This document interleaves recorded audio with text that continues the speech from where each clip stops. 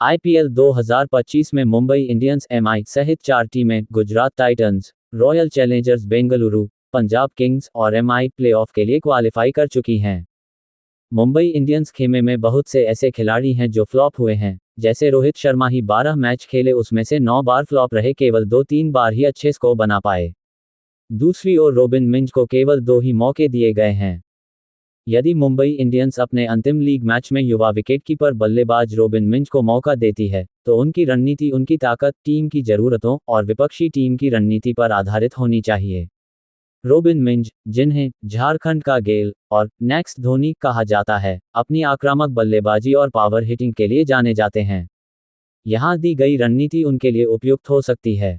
रणनीति रॉबिन मिंज के लिए: पावर हिटिंग पर ध्यान दें, लेकिन स्मार्ट शुरुआत करें। प्रारंभिक रवैया: रॉबिन मिंज को अपनी विस्फोटक बल्लेबाजी की शैली को बनाए रखना चाहिए, लेकिन पावरप्ले में अगर वे शुरुआती ओवरों में बल्लेबाजी करते हैं, तो पहले 1-2 ओवर में पिच और गेंदबाजों की लाइन लेंथ को समझना महत्वपूर्ण होगा।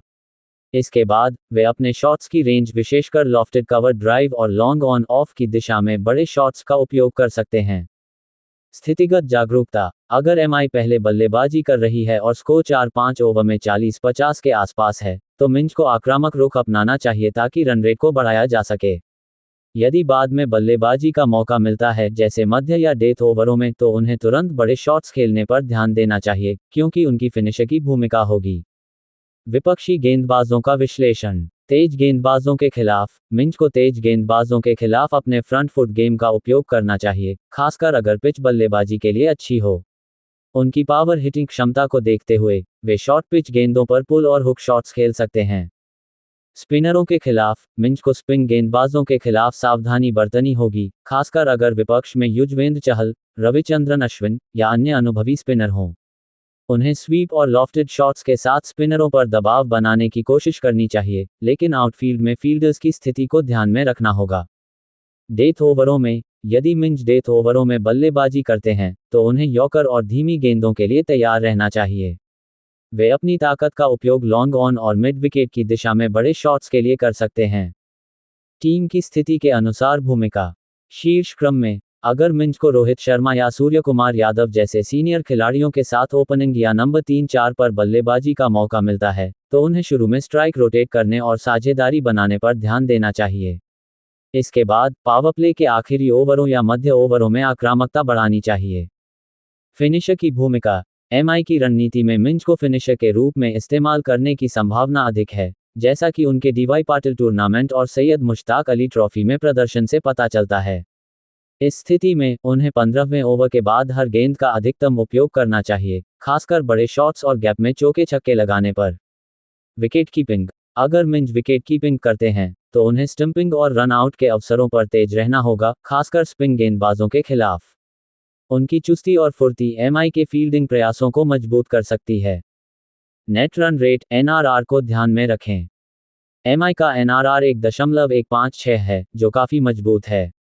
यदि अंतिम लीग मैच में एनआरआर को और बेहतर करने का मौका हो, तो मिंज को तेजी से रन बनाने की कोशिश करनी चाहिए, खासकर अगर एमआई पहले बल्लेबाजी कर रही हो। बड़े शॉट्स और तेज स्ट्राइक रेट से वे एमआई को टॉप 2 में जगह दिलाने में मदद कर सकते हैं, जो क्वालिफायर 1 में 2 मौके देता है। मेंटल तैयारी और आत्मविश्वास: मिंज ने केवल 7 T20 मैच खेले हैं, जिनमें 67 रन बनाए हैं, जिसमें से 36 रन एक ही मैच में आए थे। ये दर्शाता है कि उनके पास बड़े शॉट्स खेलने की क्षमता है, लेकिन अनुभव की कमी है। उन्हें अपने झारखंड के गेल टैग को सही साबित करने के लिए आत्मविश्वास के साथ उतरना होगा। उन्हें अपने आदर्श एमएस धोनी से प्रेरणा लेनी चाहिए, खासकर दबाव में शांत रहने और बड़े शॉट्स खेलने की कला में।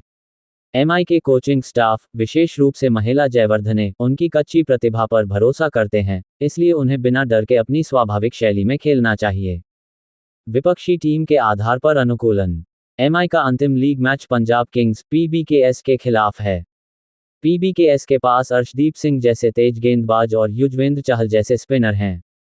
मिंज को अर्शदीप की स्विंग और यॉर्कर के लिए तैयार रहना होगा, जबकि चहल के खिलाफ लॉन्ग ऑन और डीप मिड विकेट में बड़े शॉट्स खेलने की रणनीति बनानी होगी।